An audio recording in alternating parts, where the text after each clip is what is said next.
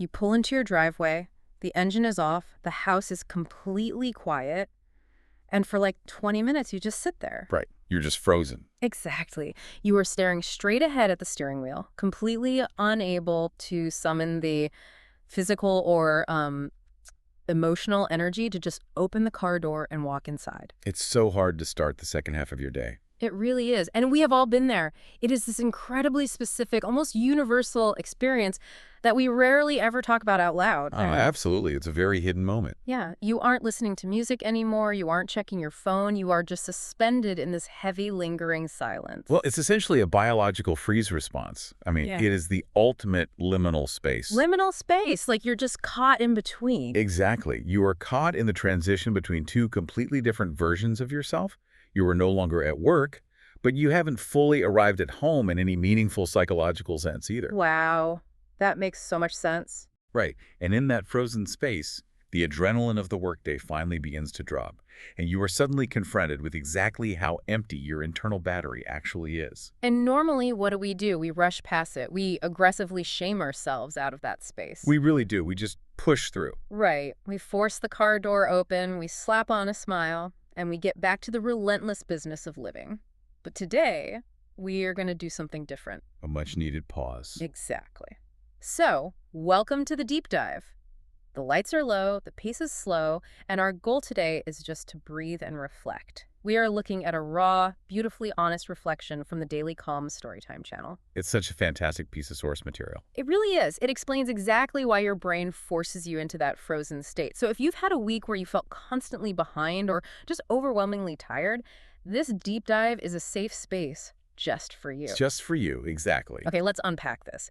Our mission today is to decode the anatomy of a heavy, demanding work week and understand the hidden mechanics of surviving it. And completely redefine what it means to win when you feel like you are barely treading water. Yes. Let's start with the visceral reality of how this exhaustion actually begins. The source text sets the scene with a tiny, agonizingly relatable physical detail. Ah, the coffee. Yes, the coffee, it says it's late, the room is quiet, and the coffee has gone cold. Again. That detail is brilliant precisely because it is so mundane. A cup of coffee going cold is the perfect microscopic representation of lost time, And hijacked attention. Totally. When you make that coffee, you are making a contract with yourself. Yeah. You are intending to take a small moment to find a sliver of comfort. Or maybe just to give yourself a dedicated burst of fuel to tackle one specific task. Right. But then the demands of the day intervene. You set the mug down just for a second to answer one quick ping on Slack. Exactly. And that is where the psychological toll begins. It's not just about the beverage. It's about a loss of agency. Wow, a loss of agency. Yeah. By the time you look back, the warmth is gone. And notice the text specifically says it has gone cold again. Meaning this isn't an isolated incident. Exactly. It implies a recurring pattern of self-neglect born out of professional necessity.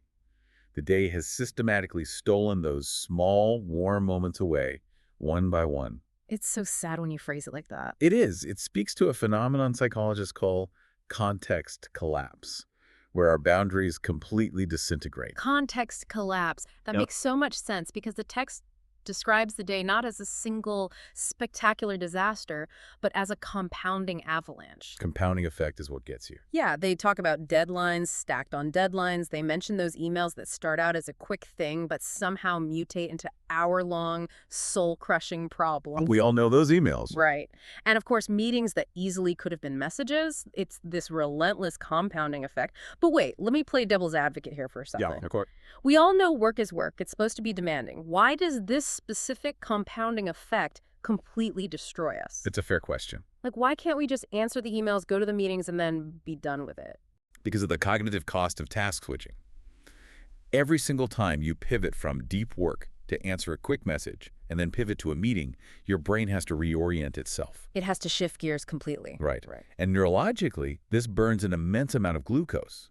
You aren't just doing 3 tasks, you're paying a heavy metabolic penalty for jumping between them. A metabolic penalty. That sounds intense. It is. What's fascinating here is how the source carefully separates the physical hours of work from the emotional weight of it. We're conditioned to measure work in terms of a clock, right? Like 8 hours, 10 hours. Yeah, you punch in, you punch out. But the author describes stress not as a passive state, but as an active entity. They say messages that turned into stress, stress that followed me home. It's a stowaway.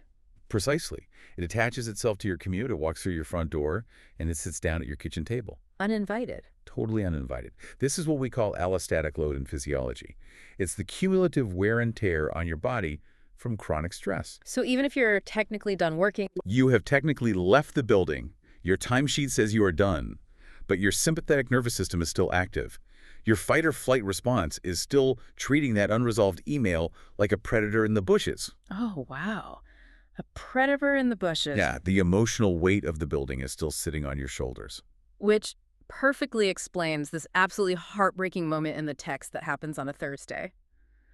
The author says they finally closed their laptop, and then they just sat there. Much like the person sitting in their car in the driveway. Exactly. They didn't move, they didn't scroll on their phone, they didn't talk to anyone, and they described their mind in that moment as feeling like a browser with too many tabs open, all playing sound. It is a profoundly accurate metaphor for modern cognitive overload. It really is. Because when you have one tab playing sound, you can process the information. It is data.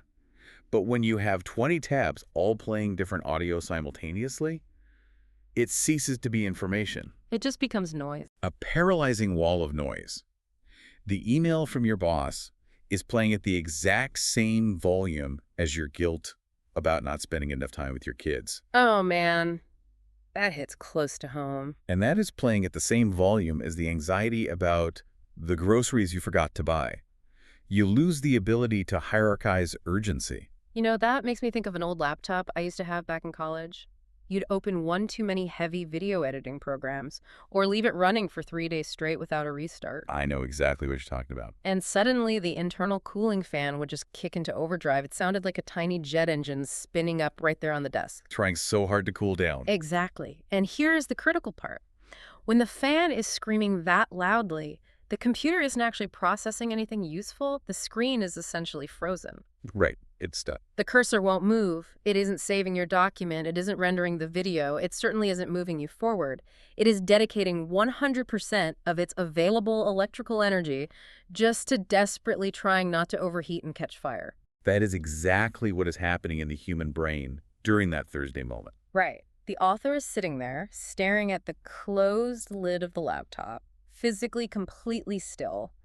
Their external output has flatlined. But internally. Internally, the fan is screaming, the processor's maxed out, they're just trying not to melt down.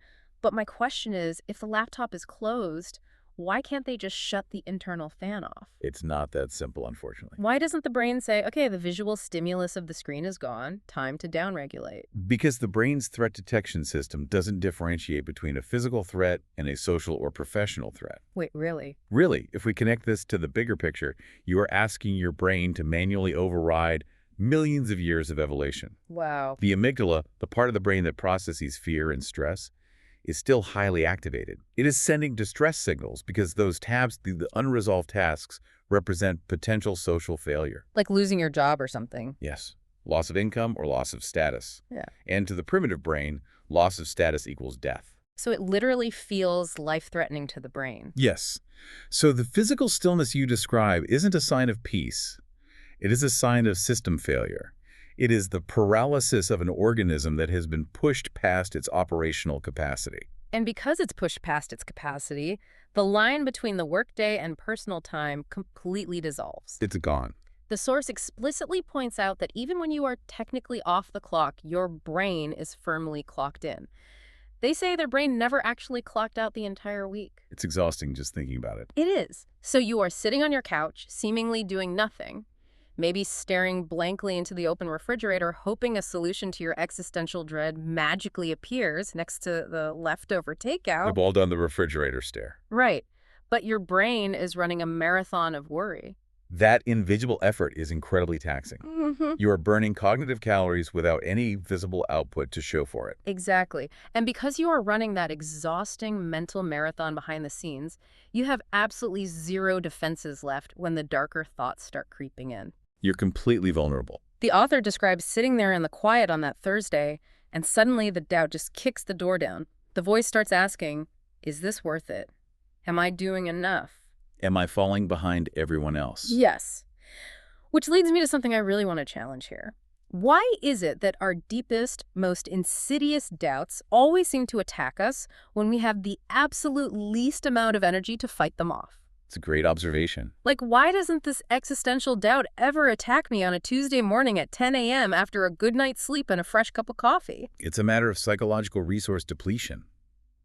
Think of your mental energy as an immune system, or specifically the functioning of your prefrontal cortex. Okay, the prefrontal cortex, remind me what that does. That's the part of the brain responsible for logic, reason, and emotional regulation.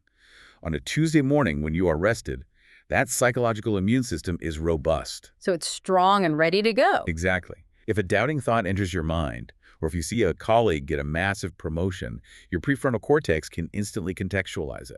It can reason with it. Right. It can say, well, they are at a different stage of their career and I am hitting my own metrics just fine. You can logically deflect the doubt. You can swat the bug away. Precisely. But by Thursday night, when the fan is whirring and the system is overheated, your prefrontal cortex is effectively offline. It's just shut down. It is too exhausted to provide context. The amygdala takes over. You have no contextualizing energy left. You lose the ability to filter. That makes total sense. The source explicitly links this exhaustion to a vulnerability regarding comparison. They note that comparison hits hard when you're tired, when you're exhausted. So the doubt doesn't just walk through the front door, it brings a megaphone. A huge megaphone. And it brings along the highly curated lives of everyone else on the internet. The text points out how, in that depleted state, every success story you see online feels louder, brighter, and incredibly effortless compared to your own reality. It feels like everyone else has a secret you don't. Yes. You are sitting there feeling like you are barely surviving a Tuesday, and through the glowing rectangle of your phone, you are watching other people seemingly winning at life without breaking a single sweat. And we have to acknowledge the digital architecture that actively weaponizes this exhaustion. Yeah, the algorithms. Yes. Social media algorithms don't show you people struggling to answer a mundane email on a Thursday. They show you the apex of human achievement. Right, the massive launch, the viral success. The grand, relentless hustle.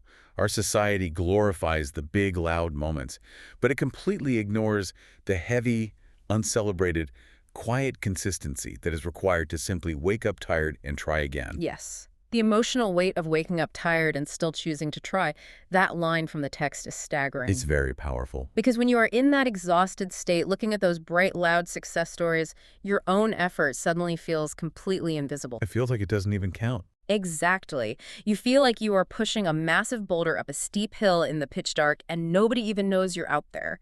You aren't getting a trophy for dragging yourself through the shower, coffee, laptop routine. Nobody applauds for that. You aren't getting a round of applause for rewriting an angry email into a polite one. And because there is no external validation and the effort is invisible to the outside world, you naturally start to convince yourself that you are failing. Which is exactly why the source steps in to offer a vital, physiological and psychological corrective to that feeling. Thank goodness. They write, maybe you need to hear this too. Surviving a hard week is not failure. Showing up tired is not weakness. I think everyone listening needs to hear that right now. We are so deeply conditioned by toxic hustle culture to believe that if we aren't thriving, we are failing. If we aren't energized, passionate, and crushing it every single day, we must be fundamentally broken. Exactly. I want to pause right there because that binary thinking is everywhere. It's either I am a hyper-productive genius or I am a complete disaster. It is a false dichotomy. The text pushes back against that binary. It argues that simply remaining in the arena, even when your system is flooded with cortisol. Even when you are moving at a fraction of your normal speed. Right. It argues that this is a profound form of strength. It takes an immense amount of biological and psychological fortitude to just hold the line when you were depleted. Still trying, even quietly, is strength. I mean, we're constantly sold this Hollywood version of bravery, right? Like the action hero? Yeah, bravery is running into a burning building or giving a rousing speech to a boardroom. But the text introduces this concept of quiet bravery. It's a beautiful concept. It argues that life isn't actually built in those big, loud, viral moments. Life is mostly built in the small, painfully uncelebrated spaces. The everyday moments. The days where absolutely nothing dramatic happens except for the incredibly important fact that you did not give up. They say, this week I didn't quit. I didn't collapse. I didn't walk away.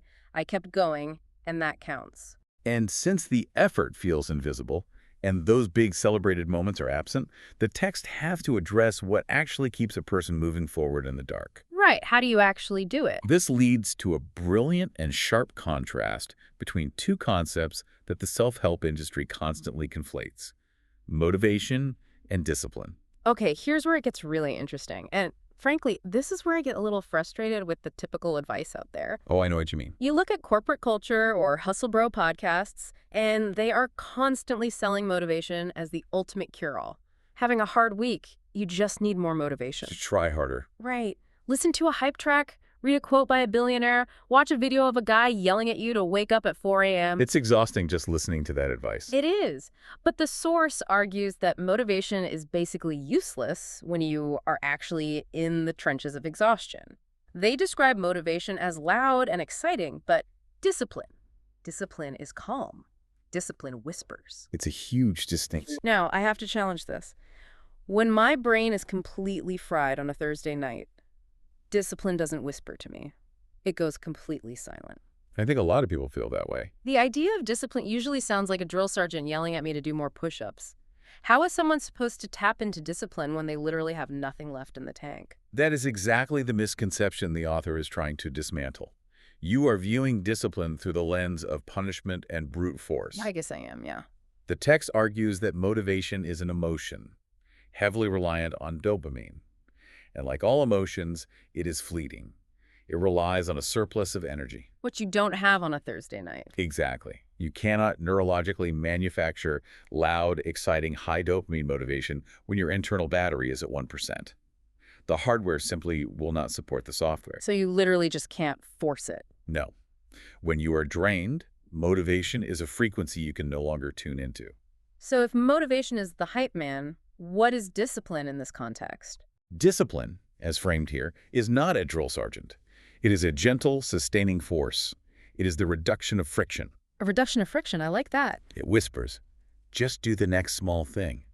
It bypasses the limbic system's need for a massive dopamine reward and relies on simple, automated forward motion. So it's not looking for a big win. Right. It doesn't ask you to feel good about the task. It just asks you to execute the absolute smallest possible increment of it. Just do the next small thing. I love that because it completely removes the paralyzing burden of having to figure out the whole week. Or the whole massive project. Or your entire 5-year career trajectory. When the tabs are all playing sound and the fan is screaming, this version of discipline doesn't ask you to fix the motherboard. It just asks you to close one single tab. Yes. To reply to one email with a single sentence.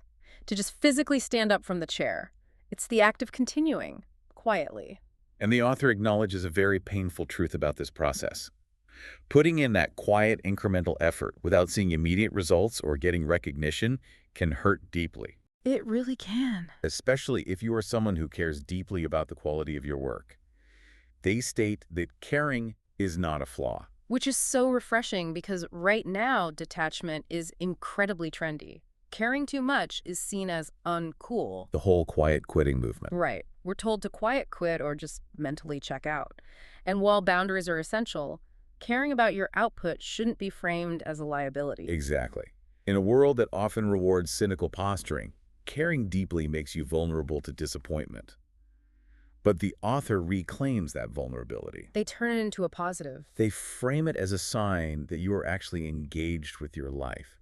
It underscores the fundamental truth that humans weren't meant to be, as the author puts it, productive machines. Because machines don't care. Right. A machine doesn't feel the friction of its gears. We feel the friction of our efforts. We aren't robots executing a script. We feel the heavy weight of expectations. But here's the turning point in the narrative. Shift. Yes, just as that gentle whisper of discipline, just doing the next small thing carries the author through the heaviest, darkest parts of the week, it eventually leads them to a subtle shift in momentum. Friday arrives. And the author describes how something shifted. It wasn't fireworks. It wasn't a promotion.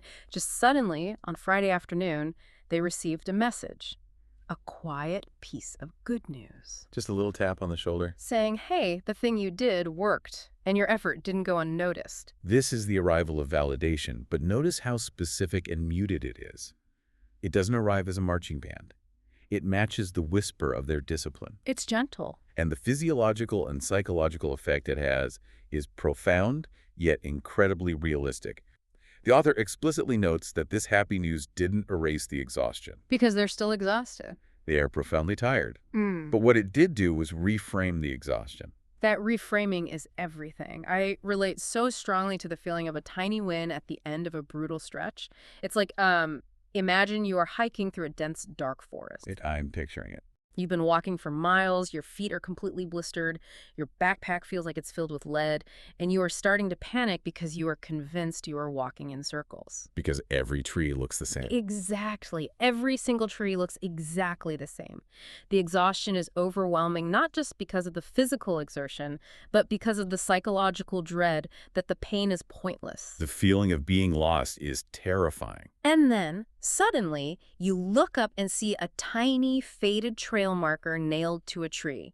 Just one small, painted arrow. A phenomenal analogy. Seeing that marker doesn't magically transport you out of the forest. It doesn't make your blistered feet suddenly stop hurting. It doesn't shorten the 5 miles you still have to walk. Right. But what it does do instantly, in a fraction of a second, is tell you that you are not lost. You are on the right path. The pain suddenly has a purpose. It's no longer wandering, it's a journey. That is exactly what that Friday email was for the author, a tiny trail marker in the dark.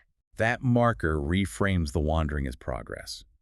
And this brings us to a major psychological redefinition of happy news. Oh, so. In our dopamine-driven digital age, we have been conditioned to believe that happy news must be a massive spike, a viral video, a huge financial windfall, a life-altering event. It has to be huge to count. But the text redefines happy news simply as alignment. It is the quiet, grounding confirmation that the hard days are actually structural. They're building towards something. Which leads to what I think is the most profound philosophical breakthrough in the entire text. The author realizes that a hard week is not a sign that you are doing life wrong. It's so important to realize that. Let me just pause and say that straight to you, the listener. Having a hard, exhausting, overwhelming week does not mean you are fundamentally failing at life. No, it doesn't. We always think if I were just smarter or better at time management or more organized, this wouldn't be so hard. But the author argues that the difficulty is often a sign that you are doing something deeply meaningful. They drop this incredible line. Yes, they say growth is uncomfortable, progress is tiring. Becoming better requires friction. Friction is required to become better. This is a fundamental law of physics, biology, and human psychology. If there is no friction, there is no traction. Exactly. You are just spinning your tires on smooth ice. We constantly view the friction of a heavy week, the difficult conversations, the complex problem solving, as symptoms of a flawed system. Or our own personal inadequacy. But the text demands that we invert that perspective completely. The difficulty isn't a symptom of failure. It is the required mechanism for growth. It's like muscle hypertrophy, right? Precisely. You do not build muscle by lifting a feather. The muscle must experience the actual physical trauma of micro tears during resistance training. In order to signal the body to rebuild it stronger. Yes. The exhaustion is the biological evidence of the effort. The friction is the point. And yet, no one really talks about how incredibly lonely that process of friction can feel in the modern workplace. It's very isolating. You are in the trenches, tearing the mental muscle, feeling the burn, and it just feels lonely. You look around and think everyone else is lifting feathers with ease. Because that's what they project. Right. But the message here is clear. You are not behind. You are not weak for feeling tired. Yep. You are just a human being experiencing the friction of growth. And humans are allowed to struggle. They are. Which brings us to the aftermath. The week finally ends. The friction ceases for a brief window. We transition into the weekend. And the text makes a life-saving distinction between quitting and resting. The weekend arrives, and once again, the source material refuses to offer a cinematic toxic positivity narrative. Thank goodness. Right. There is no montage of the author waking up on Saturday morning completely refreshed, drinking green juice, and bursting with energy to conquer personal projects. The reality is much more grounded in human physiology. They state, after that week ended, I didn't suddenly feel energized. There was no magical reset. They wake up tired again. But they make a vital, highly nuanced distinction about the nature of that tiredness. Yes, the massive difference between the hopeless kind of tired and the burned kind of tired. That distinction is key. The hopeless tired is what you feel on Thursday night when the tabs are open and the fan is screaming. It's the existential dread of feeling like you are drowning in an ocean of meaningless tasks. It's a terrible feeling. But the earned tired, The author describes it as the kind of tired that says, you carried something heavy and you're still standing. It's the satisfaction of the ache. Yes, it's the soreness of the muscle that just put in the work and survived the hypertrophy. The earned tired provides a psychological permission slip that the hopeless tired completely denies, because the author recognizes that the fatigue was earned through meaningful friction. Because they found the trail marker. Exactly. They changed their approach to the weekend entirely.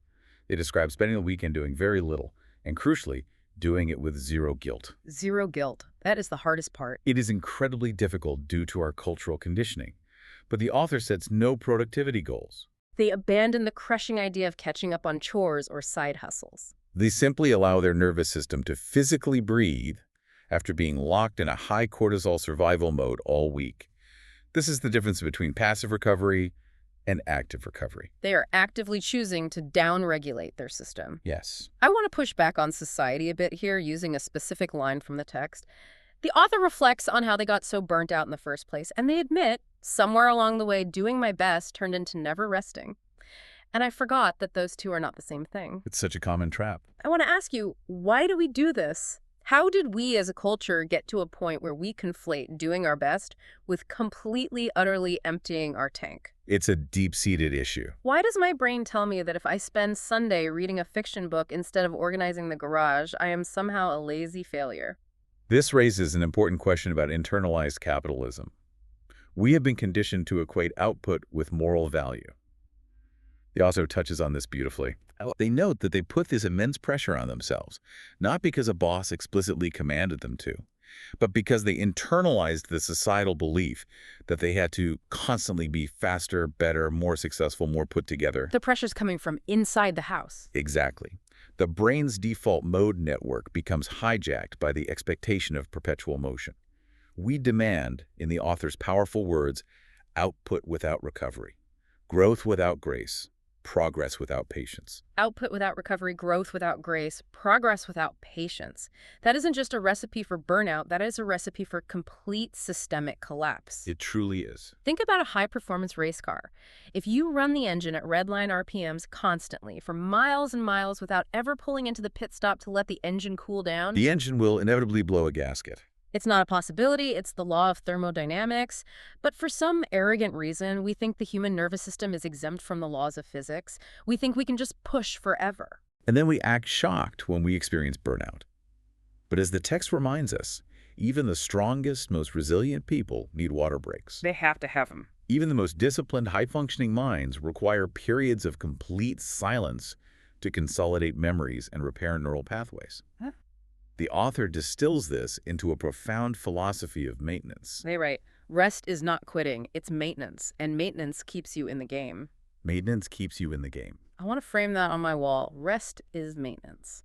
Furthermore, they offer a beautiful duality regarding the rhythm of a fulfilling life. Work teaches us how to push. Life teaches us when to pause. Wisdom is learning the difference. Wisdom is learning the difference. Wow. The weekend, therefore, is not a void where productivity goes to die. It is the active, vital, biological process of maintenance that makes the next push physically and mentally possible.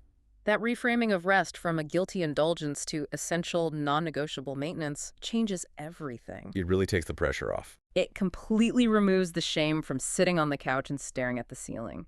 Because that weekend of quiet, of genuinely letting the nervous system process out the cortisol, is what finally allows the author to face the inevitable return of the work week. But here is the harsh reality of that weekend maintenance. Monday still comes. The inbox doesn't care that you rested. That is perhaps the most authentic part of this entire narrative arc. Monday arrives, and the external reality is completely, stubbornly indifferent to the author's weekend of profound maintenance. The systemic problems at work did not magically resolve themselves. The inbox is still completely full. The unreasonable expectations from management or clients are still exactly where they were left on Friday at 5 p.m. The world has not softened its edges. Not at all. However, the author notes that while the world hasn't changed, they are different. And I love the specific word they use. They don't claim to have transformed into an indestructible, glowing superhero. No, that would be unrealistic. They say they aren't stronger in a dramatic way, but they are steadier. Steadier. It speaks to a lowered center of gravity. Exactly. When your center of gravity is low, you might still get bumped around by the heavy week, you might sway, but you aren't going to get knocked over completely. You're grounded. And this steadiness comes from a very specific psychological shift. They explicitly state they stopped expecting every single day to feel good. Let's talk about that, because the expectation that work should always feel like a joyful passion project is incredibly toxic. It is a setup for constant disappointment. By abandoning the expectation of daily euphoria, and more importantly, by stopping the habit of measuring their entire self-worth by how much they produce before noon. Which is so hard to stop doing. It is, but they adopt a radically pragmatic approach. They focus solely on doing what I could with what I had where I was. So what does this all mean for the person listening to this right now? To me, it highlights the absolute beauty in the text's unflinching realism. It's very grounded. It doesn't promise that a restful weekend or taking a bubble bath will somehow fix your broken corporate structure or delete your emails.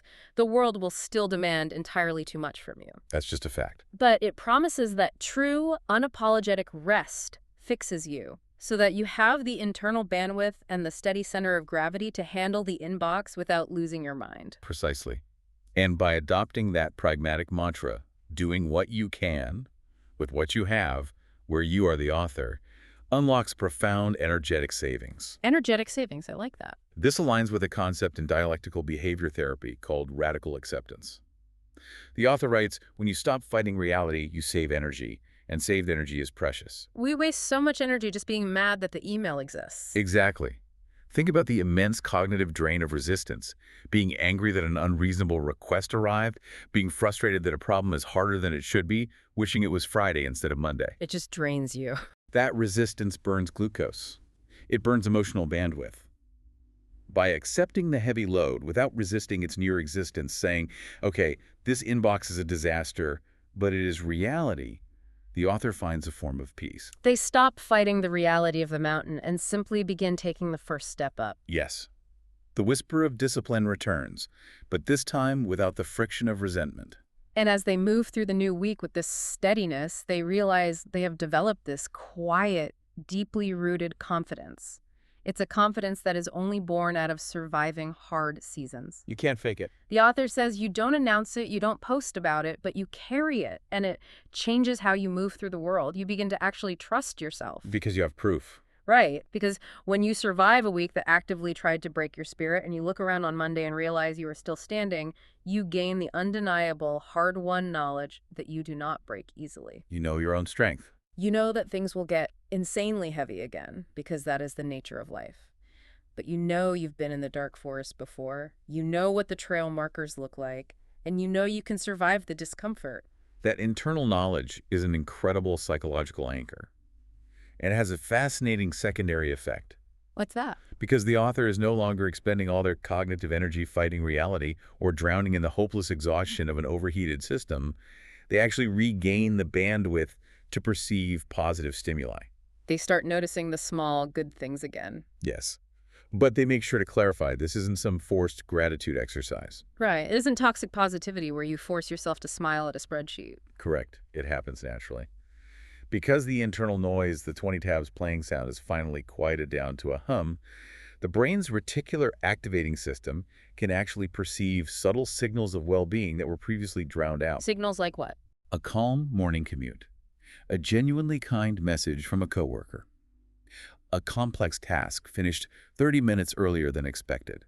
A moment of genuine laughter in the middle of a high-stakes day. It goes right back to redefining happy news. It doesn't have to arrive wrapped in massive achievements or fireworks. Sometimes happy news just shows up as a quiet moment of peace. As a feeling of internal alignment, as the sudden realization that despite the heavy load, despite the fact that your coffee went cold again, you are actually okay right now. And being okay is more than enough. The author points out that we live in a hyper-capitalist world that constantly screams at us to chase the next thing, the next promotion, the next level, the next milestone. It never ends.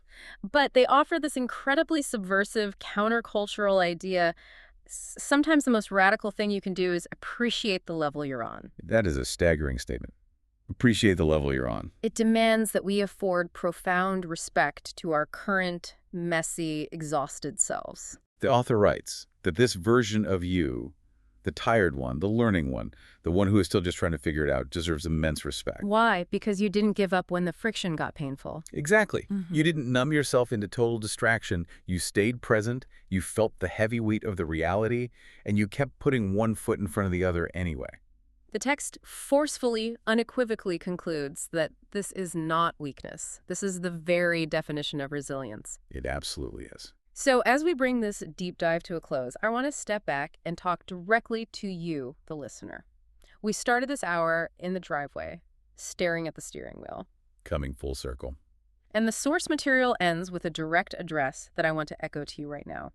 If you are listening to this and you feel behind in life or behind in your career, or you are just drowning in unread messages, please gently remind yourself that everyone's timeline looks completely different from the inside. The outside never tells the whole story. Those people you look at online, the ones who seem to glide through life with perfect morning routines and zero stress, they have weeks exactly like the one described in this text. They absolutely do. They sit in their cars unable to move, their coffee goes cold, they feel the panic, they just don't broadcast it to the world. Struggle is not a sign that you are failing at the human experience.